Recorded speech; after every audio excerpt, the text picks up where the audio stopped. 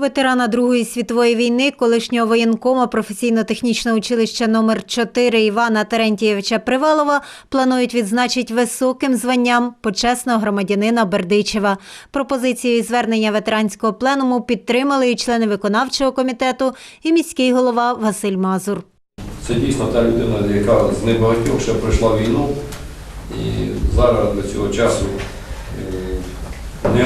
неспокійний, ходить по школам, по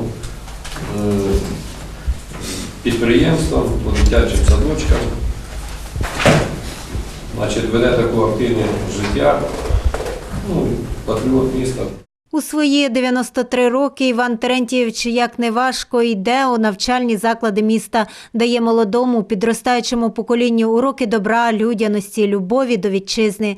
Він у перших рядах і на 9 травня, і у День визволення Бердичева.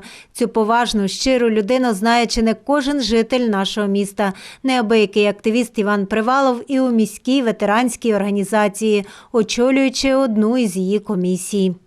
Підтримуємо тільки всі школи, педагогічні колективи, учнівські. У всіх закладах Підтримують колективи. Надзвичайно серйозна, відповідальна людина, патріот своєї держави. Велику роботу він проводив в той час по героїко-патріотичному вихованню. В нього завжди було все в порядку, все на місцях.